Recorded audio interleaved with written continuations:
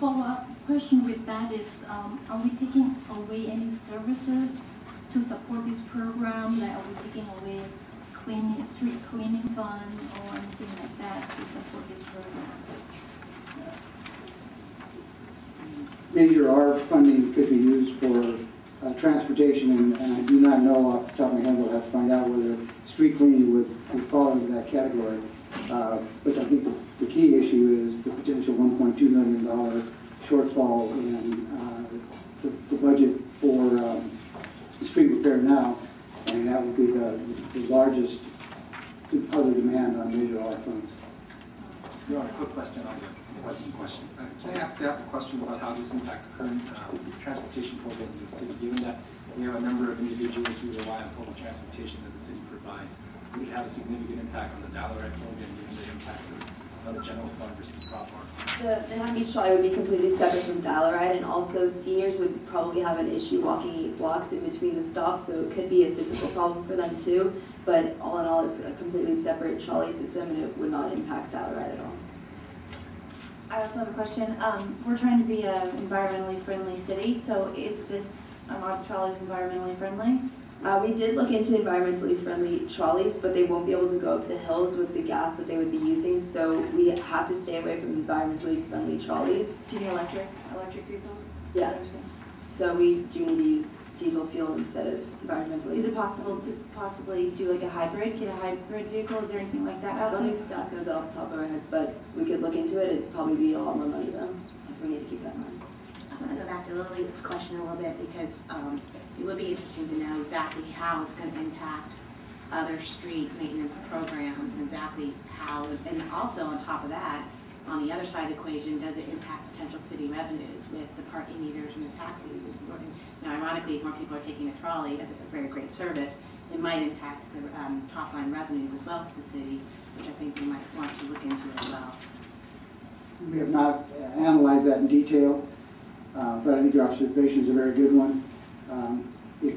If you were just to do a quick calculation, if 1/3 of the 150,000 riders took the trolley instead of driving downtown and parking for 2 hours, we would have a net $100,000 per year loss in parking revenue. Whether that's the number or some other number is hard to determine a priori, but it's probable that we will have some additional impact on lost revenue.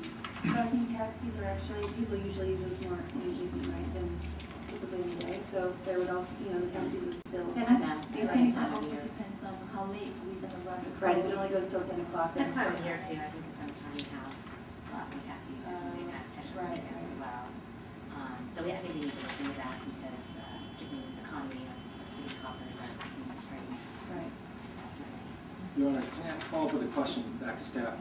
There's a current transportation strategy in the city. I was wondering if you could staff could elaborate on how that impacts the current transportation plan if the trolley was folded in or added as part of the plan.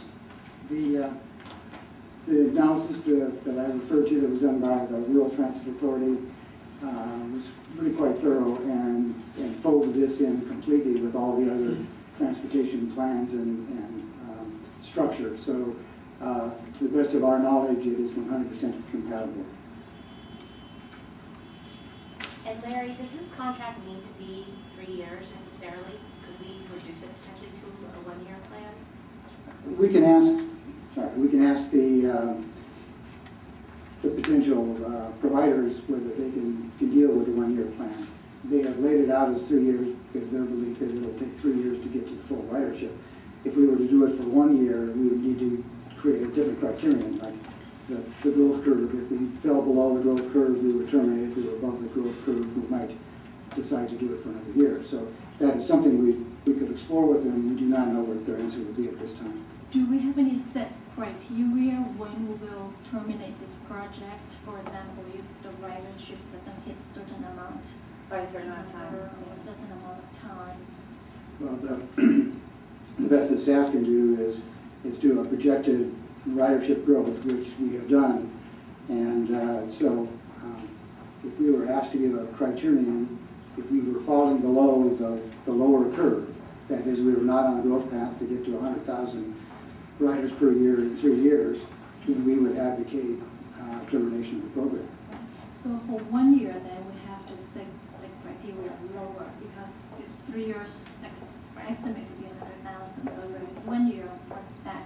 I think we level need should really, be- I think, specific, they talk about measurements, but I think we need some real specific success tracking metrics that will kind of sign up to the provider and agree to that we know exactly what we're going to track and we don't get something and we're able to cancel, but also what we're going to track over the course of the year by month so that it's very, we know exactly where we are at and it's fairly low risk. Do you have any information about how you're going to track? I know you mentioned resident feedback. Is that any way to collect that information about like who's writing and that kind of stuff? We have not identified the exact metrics, nor have we identified the collection procedure. I'm confident it can be done.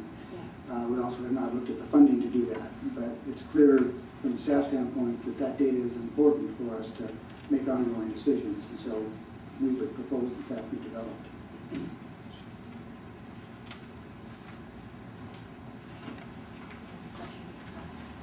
I have one other thought, given council member questions about the environment. I think, when the environmental impact study is done, obviously that have to loss out and take into consideration for the long term. I think that's something else that's maybe staff and research provide a more detailed analysis, given our zoning and the restricted nature of the current development process and the ODS.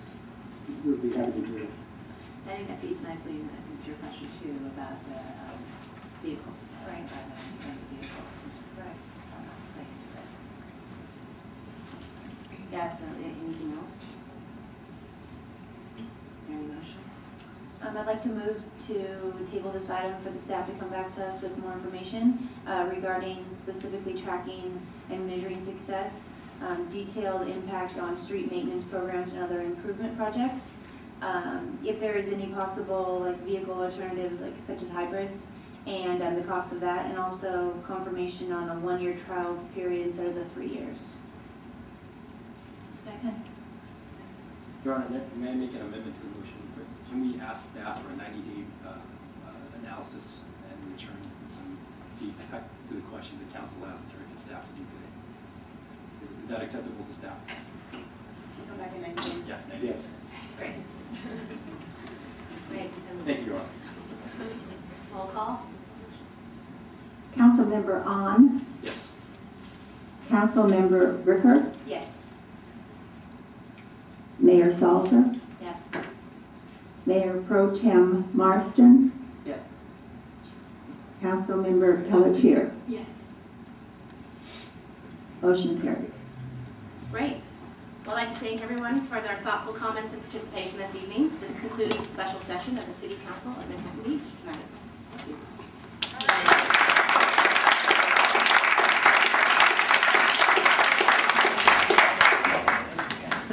All right, all I must say is that you all look like you've been doing this for a very long time because I felt like we were drawn into a play here, just like a regular city council meeting, and you all look like you've been doing this for the last 4 years together. So I'm sure everybody else felt that way too.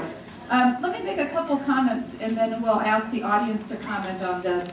I mean, I think what you saw here was a remarkable set of people who were making their points very clearly and precisely.